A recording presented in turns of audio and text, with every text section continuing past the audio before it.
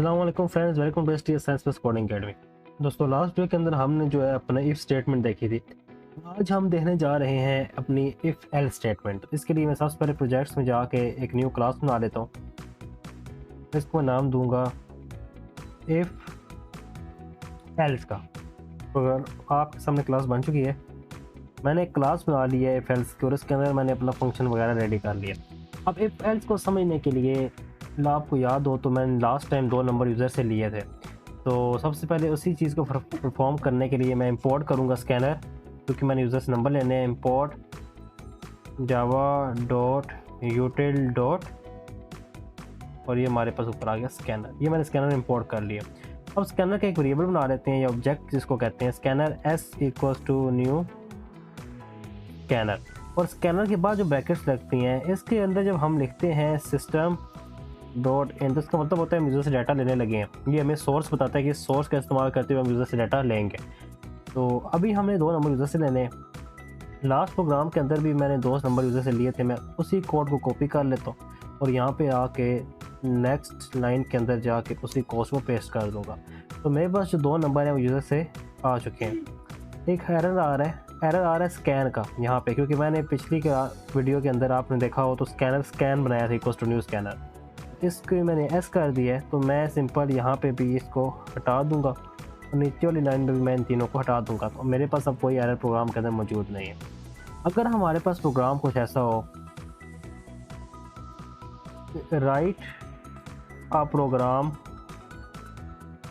That input two number from user and print their sum if first number is greater than second and ये NAND हो गया, and print multiplication if not। कहता है ऐसा programme बनाएं user से 2 number ले और उनका सम प्रिंट करे अगर फर्स्ट नंबर सेकंड से ग्रेटर हो। सही है। अगर ऐसा ना हो तो क्या प्रिंट कर दे? मल्टीप्लिकेशन। अगर ए बी से बड़ा है तो ए प्लस बी प्रिंट करना है। अगर ए बी से बड़ा नहीं है तो आपने ए मल्टीप्लाई बी प्रिंट कर देना है, लेकिन दोनों एट अ टाइम प्रिंट नहीं होने चाहिए।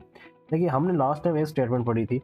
अगर मैं इफ़ लगाऊँ, मैं लिखूँ if A is greater than B, अगर ए बी से बड़ा हो, सही है, उसके अंदर जाके हम लिखेंगे system dot out dot print और आ जाएगा हमारे पास ए प्लस बी।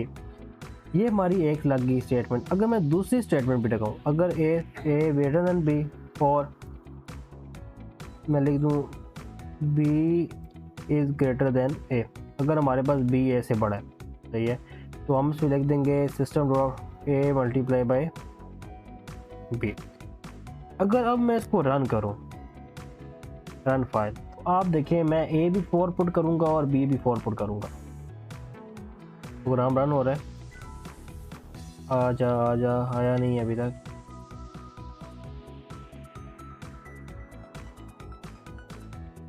रीलोड कर लेते हैं, इसको भी ख़त्म कर देते हैं। Yes right click run file. मैंने इसको बार रन किया।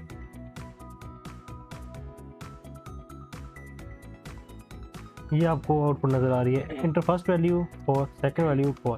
तो अभी कुछ भी नहीं हुआ, सही है, क्योंकि ना तो ए बी से बड़ी है ना बी ए से बड़ी है, दोनों बराबर हो गई हैं। लेकिन अगर मैं इनको सबको क्लोज करूं तो दोबारा फाइल को रन करूं, मैं इंटर करूं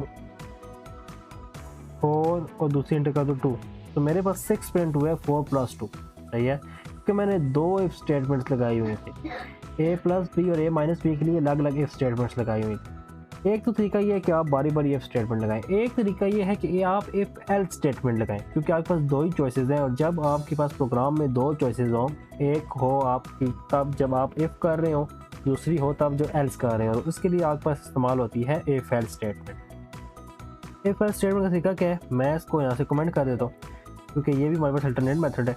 तो इफ एल्स स्टेटमेंट का तरीका ये है, सबसे पहले आप लिखते हैं इफ, जैसे आप इफ की कंडीशन नहीं लिखते A is greater than B, आपने लिखा इफ़ के अंदर आपने लिखा था ये वाली लाइन जो यहीं से कॉपी होगी, कंट्रोल सी और कंट्रोल वी, ये आपकी इफ़ आ गई। इफ़ के बाद आप लिखते हैं E L S E, else, और एल्स की कोई कंडीशन नहीं होती, सही है। एल्स जो है वो इसी की कंडीशन को फॉलो करके चल रही होती है।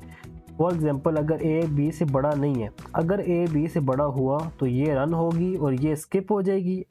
अगर ए बी से बड़ा हुआ, ये कंडीशन ट्रू हो तो इफ़ रन होती है और एल्स स्किप हो जाती है। अगर ये फॉल्स हो तो इफ़ स्किप हो जाती है, एल्स रन हो जाती है। और जो ये काम आपने इस वाले में किया था, इसको कॉपी करके मैं यहाँ पेस्ट कर देता हूँ। अब मैं इसको करता हूँ रन फाइल। आप देखें इंटर फर्स्ट वैल्यू मैंने कहा 4, सेकंड वैल्यू मैंने कहा 5। अब ए बी से बड़ा नहीं है, बी बड़ा है ए से, तो हमारे पास मल्टीप्लिकेशन प्रिंट होनी चाहिए और 20 हमारे पास ऐसा रिजल्ट प्रिंट हो गया। अगर मैं इसको कर दूँ उलट, 5 पहले लिख दूँ 4 बाद में लिख दूँ, तो मेरे पास 9 इनकी एडिशन आई है। क्योंकि जब ए बी से बड़ा होगा तो ये वाली वैल्यू रन होगी, बाकी हमारे पास स्किप हो जाएगी। और जब हमारे पास ए बी से बड़ा नहीं होगा, ये कंडीशन फॉल्स हो जाएगी, तो इफ़ हमारे पास स्किप हो जाएगा तो एल्स हमारे पास ऑटोमेटिकली रन हो जाएगा। हमारे पास जो यहाँ एक कोड ज़्यादा लिखने का और बार बार लिखने की जो प्रॉब्लम आ रही थी, वो यहाँ पे रिजॉल्व हो जाती है। इफ़ एल्स स्टेटमेंट इफ़ को बार बार लिखने से कई गुना बेहतर है और हम इसका इस्तेमाल करते हुए कोड को रॉन्ग एग्जीक्यूट होने से भी बचा सकते हैं। उम्मीद है आपको इफ़ एल्स स्टेटमेंट समझ आई होगी। नेक्स्ट वीडियो के अंदर हम अपनी एल्स इफ स्टेटमेंट को देखेंगे, जिसको लैडर भी कहते हैं। तब तक अगर आपने हमारी प्लेलिस्ट फॉलो नहीं की तो इसको फॉलो कर लें, ताकि आने वाली हर नई वीडियो आप तक पहुंच सके। आपसे मुलाकात होगी इस नेक्स्ट वीडियो के अंदर। तब तक के लिए अल्लाह हाफिज़।